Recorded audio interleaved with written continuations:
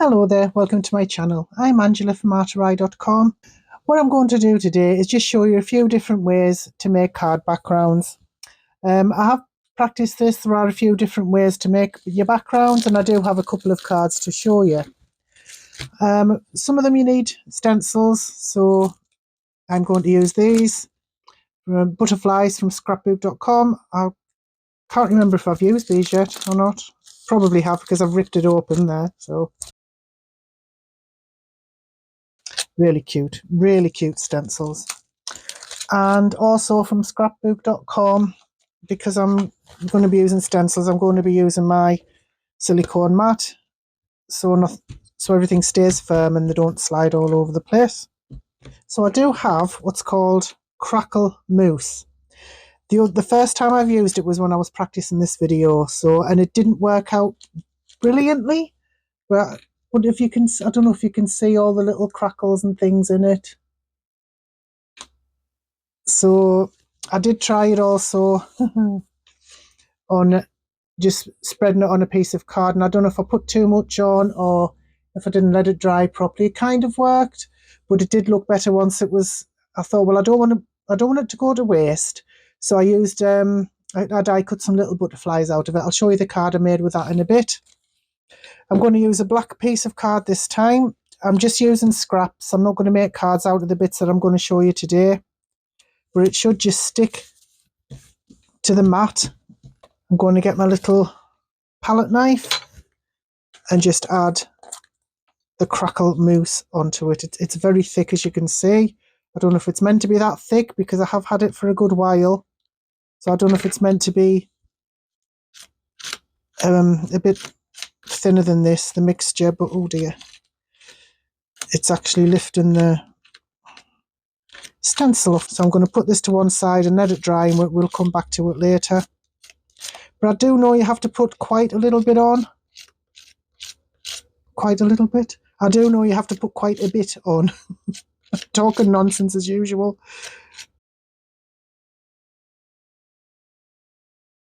I didn't even look to see if it was water-based. So yeah, I'm going to wash this knife and the stencil immediately.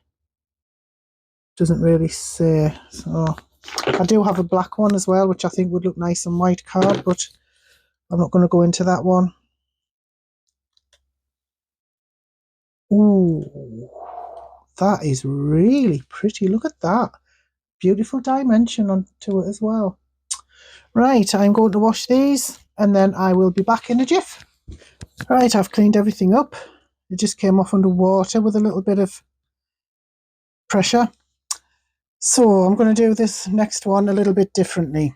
I've often wondered if you can use dimensional paste and put embossing powder on top and heat it up, and you can.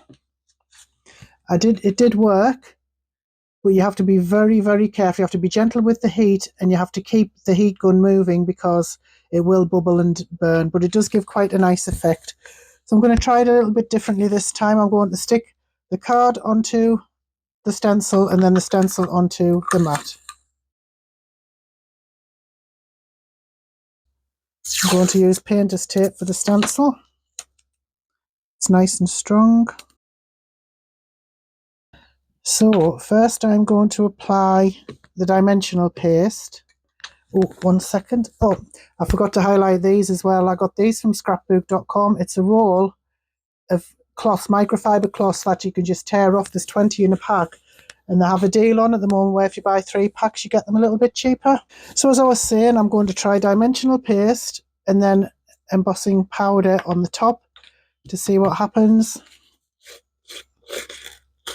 Sticking with a butterfly stencil because it's really pretty. How do you get that off? Oh, there's a little flap there.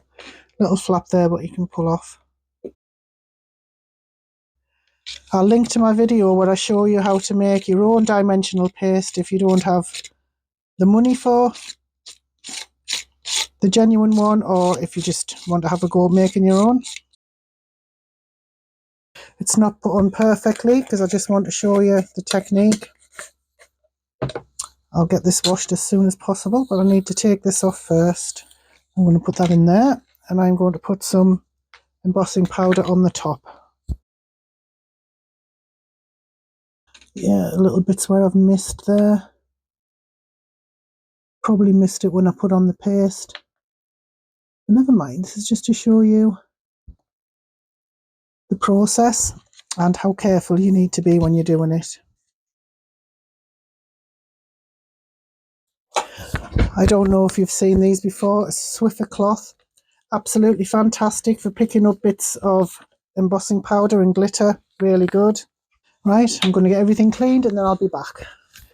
Be warned, this does take a while. Oh, that's all come off there. Never mind. Right, I do suggest that you use a heat tool with 2 heat settings, because I'm going to use the lowest setting and it is going to take a long time to heat this up, and because you don't want it to get overheated, because it's probably still going to bubble in some places anyway. The one I do recommend is the Sizzix heat tool. I've used a few heat tools and this one is absolutely fantastic. I won't use any other, I really like it. So I'm going to heat it up on the first one and I'm going to heat it from the back and then we'll see how we get on.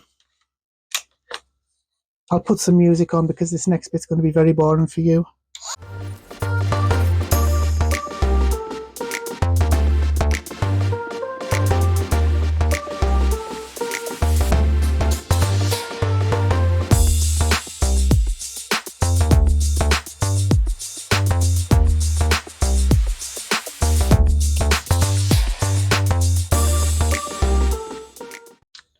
Alright, that took absolutely forever, as you can see.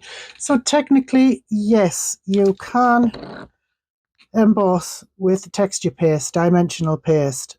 Would I use it on a card? No, because it takes forever. I mean, that bit doesn't even heat it properly, because it takes a long time to set everything. And to be quite honest, you can get the same effect or similar effect using texture paste. So I will link to my video where I show you how to make a card using texture paste. I mean, but this is pretty, it's nice and shiny, but it's, to me, it's not worth it to make a card out of that, because it just takes too long.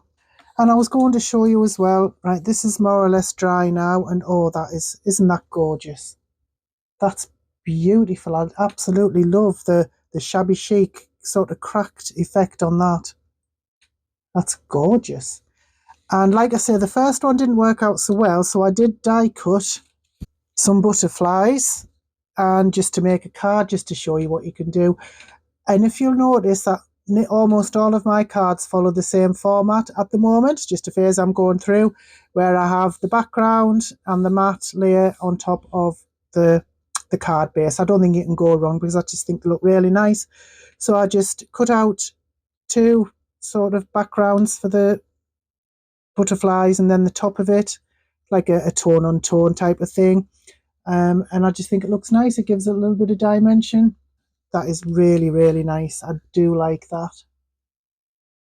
Make me want to try the black one out now, but that's lovely. Right, so the next one is to swipe. I'm just going to get 2 different colours. You can use any inks for this, any that you like. I'm just going to swipe across the page like that. And it gives a really nice shabby chic distressed look. Use as many different colour inks as you like. Just get that colour down there. Put as much or as little on as you want. You can use 3 colours, 4 colours, half a dozen colours, whatever you like. Just swipe it across the paper. And instant, well, almost instant, very, very quick background. You can also, if you wanted to, you could spatter it with water. I'll show you that quickly. Yeah, you can, with the bin Distress Oxide, you can splatter water on it. I'm just going to do it in my hand just to show you what you can do. There's many ways to put your splatters on. Ow. This is just one way, like that. And then you can either heat it dry with, again, the lowest setting on your heat tool. You can let it air dry, or you can get some tissue or kitchen roll and just put it over like that, just to mop up the excess. and you end up with something shabby chic, quite nice. I do have a card to show you with this, but it's mixed with another technique which I'm going to show you now, and that is just to blend. You've probably seen this technique. So you just literally, this, I mean, you can use any inks you like, but I love using my Distress Oxide to blend backgrounds. I just think they look absolutely gorgeous. So I'm going to start off with the orange. What is it? Dried Marigold. Put plenty of ink on there, just really laid on thick. So I tend to put the lightest on the bottom, and then I turn it round and I put the darkest on the top.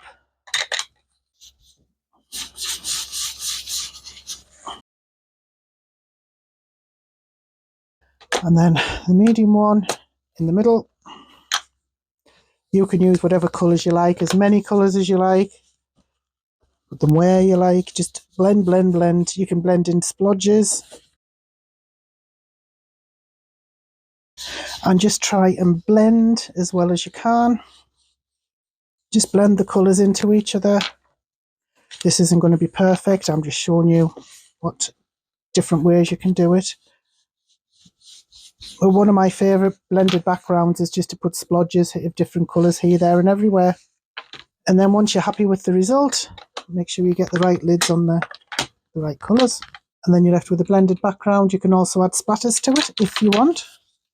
There are no rules. You have to do what makes you happy. I sometimes like to use my spritz thing. What do you call it? Spritz bottle. So I'm just going to spray that onto there. And you get a really nice even amount of water on there. And like I say, let it dry or mop it up. Whatever you want. Gives quite a nice effect. And I'll show you a card I made using those last two techniques. So what I did for this card was I took the swiped piece of card and die cut a hole in it, and then I took the blended piece of card and cut it down so it fit behind there, and then I just put a silhouette stamp on, a sentiment, a piece, and matted it onto a piece of embossed black card and onto a piece of brown card stock for the base. And I think that's really nice. It's one of my favourites. I think that's lovely. So that's using two of the techniques that I've shown you. You can also use washi tape to make backgrounds. It's so easy to do. You can cover your card in washi tape. You can have a couple of stripes on. You can put it whichever direction you want. It's just so simple. But I'm going to show you what I did for a card I'm going to show you in a minute. So I'm just going to put some, it's easier to put it on diagonally because then you don't have to worry about getting it straight, which is pretty good for me. Oh, this one won't snap, so I'm going to have to cut it. It's okay. And make sure you cut off enough so you can put it around the back so it's not gonna lift up.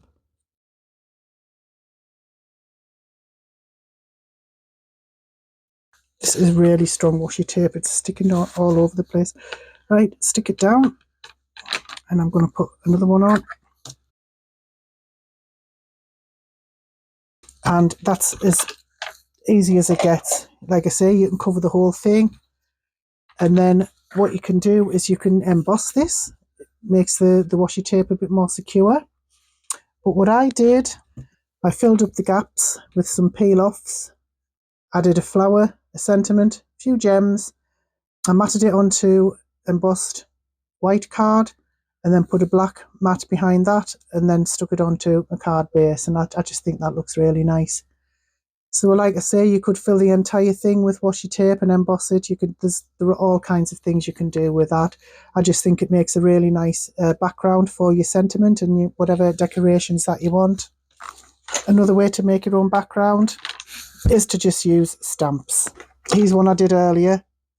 It's more or less like a tone on tone. I used some blue cardstock, some scrap that I had left, got some blue Distress Oxide ink on a stamp, any image you want, any stamp you want. I will link to a video where I show you another way to do that. You can make your own pattern paper and everything. It's a really good way to do it. Right, another way you can do it is to smush. Where's me piece of plastic.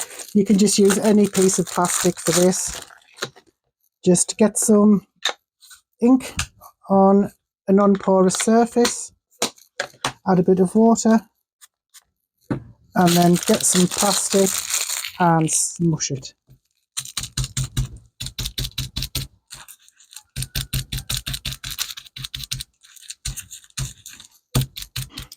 Let it air dry or dry it off again on a low heat.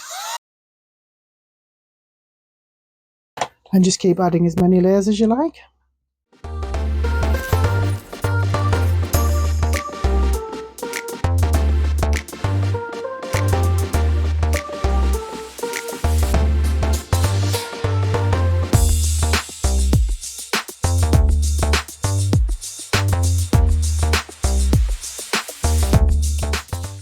And you can just add layer after layer, colour after colour, and I think you get a really, really lovely effect.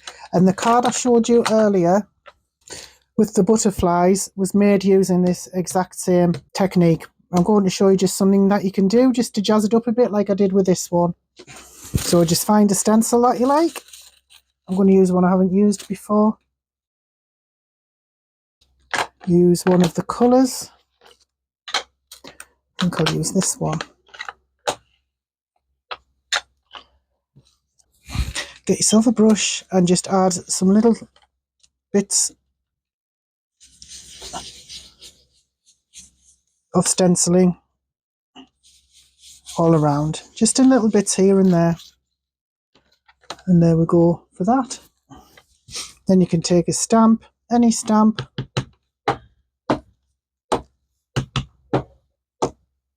and just add some little bits and bobs here and there, and you can just keep doing that. You can just keep adding to it and adding to it until you get the background that you like. I'm not sure if you're going to, just a minute, I'm going to close my curtains because the light's gone really weird. I hope you can see that a little bit better. The afternoon sun was streaming through the window, so I think you can see that a little bit better now. So you can see the bits where I've stenciled, you can see the bits where I've stamped. You can just keep adding to it, you can fill it up, you can just add as many colours or as many little details as you like. It's entirely up to you. And like I said, that's all I did with that. I just add little bits and bobs, a few decorations, a sentiment, and I think it's turned out really nicely. So there are many, many different ways to make card backgrounds. Backgrounds for any of your projects, really. Just do a search on YouTube or TikTok or whatever your preferred social media is, or even Facebook and places like that. Some people have some absolutely amazing ideas on how to make card backgrounds. This is just the tip of the iceberg. If you have any more ideas, I would absolutely love to hear them. Post in the comments on my Facebook group. You can even post on my website. So speaking of my website, I'm going to do a shameless plug here to try and recoup some of the money that I spend on making cards and videos and things like that. The cards that I make, I'm going to add for sale on my website. They're going to be something like £1.99 or something like that, just to try and recoup some, like I said, some of the losses. So if you're interested, just go to artery.com and just have a look in the cards section and just see if you're interested in buying any of these. They may have slight imperfections, so they will be cheap. But if you are interested, just bob along and see what there is that you fancy having a look at. But I do have lots of new and used items for sale on my website, so just have a look along and just see what you fancy. So I'll just go through these quickly once again. There's the Crackle, what's it called? That's the Crackle Mousse, which I think is just beautiful. It's absolutely gorgeous. What a lovely effect that gives. And of course there's the swiping, very, very easy. I imagine it would look lovely with many different colours. And then there's the blending. There's the stamping, just to make your own pattern paper using card and a stamp. And of course there's the smooshing and just adding little bits of detail to it. Obviously washi tape, different kinds of tape, so simple. And that's, I wouldn't consider that a fail exactly because it did work, but it's not something I'll be using because, like I say, it takes too long. So that's just a few things you can do to make card backgrounds. I will leave some links to some more of my videos in the description that show you how to make different backgrounds. with your stash. And like I say, to be honest, I started off by using sort of scraps of paper this size and then just turned them into cards because they turned out really well. So just have a mess around with your scraps first until you get something that you like, a technique that you like. Make it into a card, why not? So thank you so much for watching. I really appreciate each and every one of you. Thank you for giving me a portion of your day. It is truly, truly appreciated. I hope you have a fantastic day. Bye-bye now.